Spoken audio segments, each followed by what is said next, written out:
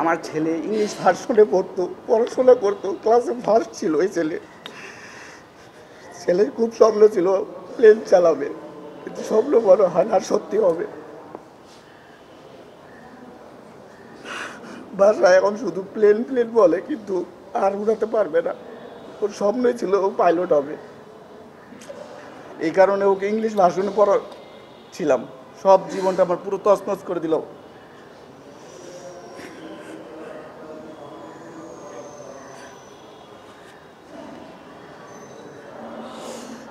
এখন আমার সরকারের কাছে একটাই দাবি যে আমার মা তো মারা গেছে, ছেলেটার যাতে উন্নত চিকিৎসা হয়, ওর কোনো চিকিৎসাতে যাতে কোনো প্রকার অবহেলিত না হয়, এতটুকুই আমার সরকারের কাছে দাবি। যাতে কোনো চিকিৎসার খাতে ও পিছিয়ে না পড়ে।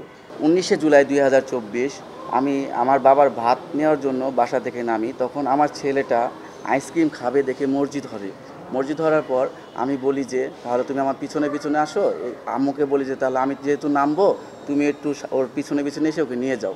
তখন ও দৌড়িয়ে আমার কাছে আসার পর আম্মু এর ভিতরে পিছন দিয়ে আসছিল, ওর পিছনে আমার মা দাঁড়ানো ছিল, কিন্তু আমি দেখি নাই।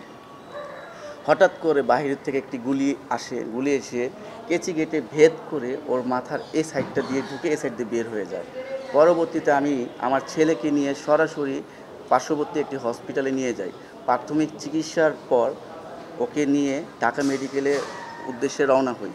যখন সন্ধ্যা হয়ে যায় তখন আমি আমার মার কোনো খোঁজ খবর পাচ্ছি না, ফোন দিচ্ছি পাচ্ছি না। পরবর্তীতে 8:30টার দিকে আমি আমার এক বাসার কলিগ মানে পাশের ফ্ল্যাটের লোকের সাথে কথা বলি যে আমার মাকে তো পাচ্ছি না, আপনারা একটু দয়া করে আমার মাকে একটু ফোনটা দেন, কথা বলবো।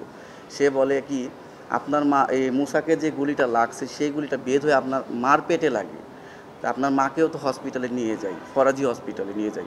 তখন বলার পর আমি তো আর কিছু বুঝতেছি না যে ছেলেকে নিয়ে থাকবো না মাকে নিয়ে থাকবো। পরবর্তীতে এই ঢাকা মেডিকেল থেকে ফরাজি মানে বনশ্রীতে যাওয়ার কোনো স্কোপই ছিল না, বাইরে এত গোলাগুলি ছিল এবং কোনো পুলিশই হসপিটাল থেকে বের হতে দিচ্ছিল না। পরবর্তীতে আমার এক আত্মীয়কে ফোন দিয়ে বলি যে আপনি দয়া করে আমার মাকে একটু হসপিটাল থেকে রিসিভ করেন, যাতে সে দেখতে পারেন। তার পাশে কেউ ছিল না। পরবর্তীতে আমার আত্মীয় যাওয়ার পর তাকে দেখে যে ফরাজি হসপিটালের ওয়েটিং রুমের চেয়ারে তাকে শোয়ায় রাখা হয়েছে। পরে আমরা অনেক চেষ্টা করি, সেদিনকার রাতেও আর হসপিটালে আনতে পারি না। পরবর্তীতে আমার বাবাকে 11টার পর মানে রামপুরা বনশ্রীর ফরাজি হসপিটালে পাঠাই ঢাকা মেডিকেল থেকে। পাঠানোর পর আমার বাবাকে বলি যে যেভাবে হোক তুমি নিয়ে আসো। যখন তারা আনতে পারে নাই, সে বলছে যে আজকে রাতটা আপাতত হসপিটালে কাটাই, সকালে আমরা এসে পড়বো ঢাকা মেডিকেলে। পরবর্তীতে আমার বাবা বলছে যে পাচ্ছি না। পরে আমি ঢাকা মেডিকেল থেকে একটি অ্যাম্বুলেন্স পাঠাই যে আমার মাকে নিয়ে আসার জন্য। আমার মাকে নিয়ে আসার রাস্তার ভিতরে আমার মা মারা যায়। হ্যাঁ, আমার ছেলে আপাতত মানে খাওয়া দাওয়া এনজি টিউব দিয়ে করছে, ও মুখে কিছু খেতে পারে না এবং ওর ডান সাইডটা আপাতত প্যারালাইজ আছে। এই সাইডটা উন্নত চিকিৎসার মাধ্যমে ঠিক হওয়া সম্ভব, যেটা আমাদের হয়তো বাংলাদেশে খুব কমই আছে। যেহেতু ওর শুরুর থেকে শেষ পর্যন্ত চিকিৎসা এখন সিঙ্গাপুরে হচ্ছে, তাই সিঙ্গাপুরের ডক্টর বলছে ঠিক হবে, কিন্তু এটা অনেক সময় লাগবে। হ্যাঁ, আর ওর এই মাথার এই সাইডে খুলি নাই, এটা হলো আলাদা আর্টিফিশিয়াল স্কাল্প লাগানো।